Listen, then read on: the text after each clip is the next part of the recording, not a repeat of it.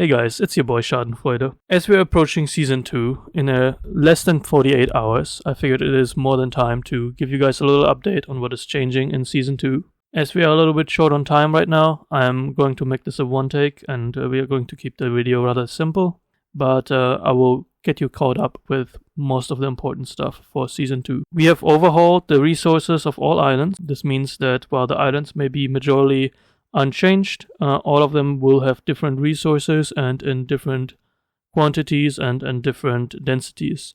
This is due to the resources, how they were set up originally in the game, being a little finicky and causing some issues. So we have taken it onto ourselves to completely redo all of that and to make sure all resources are present and they're in a good quantity and density. Slum grids adjacent to the Freeport have been added. In slum grids, you will find a lot of little islands that are intended for companies that are just trying to get a foothold. These islands do not have much in terms of resources and are not intended to be farmed on. Also sport only enough space for a few ships. The intention is to have the slum islands serve as a temporary staging position for people that are just starting out or that are trying to reset after getting wet. Slum islands are purposely designed in such a manner that they're surrounded by NPC walls, allowing you to place down only a few sea walls to completely encase your base. Another island type that has been added are the sea forts. There are 2 sea forts present on the map. When a sea fort is claimed by a company, the generator in the middle will start to generate ship resources and repair material. Additionally, it will spawn random tames, either level 1 or 44 for that company, every so often. We have slightly increased the weight of cannons in the loot table, making them slightly more common from SOTD loot. Ships now default to max level 60 and blueprinted shipyards have been removed from the loot pool.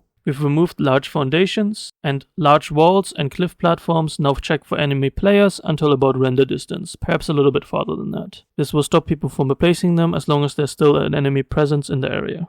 Sea gates and walls received a 25% HP nerf. Gates are now limited to 6, walls to 5 per company. 25% more depth is required to place a sea gate or wall. Additionally, we have introduced a harbor wall, which is half the size of a sea wall with 250k HP and may only be placed in very shallow waters. There's a limit of 40 of those for each company. Additionally, we have vastly decreased the time it takes to claim unanchored boats. This does not affect anchored boats. Unanchored boats should be taking about 20 minutes without using what is yours is mine. Lastly and most importantly, we have made a change to how blueprint quality works. Many of you have voiced to us that they would like to see the blueprint quality scaling to disappear.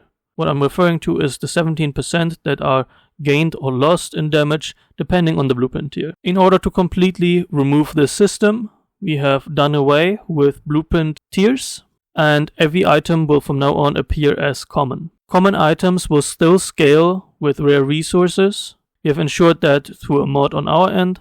That means that everything that you drop from now on will be common and will be unaffected by any tier damage bonus or damage reduction, yet everything will require rare resources as if it was still blueprinted as we are used to it.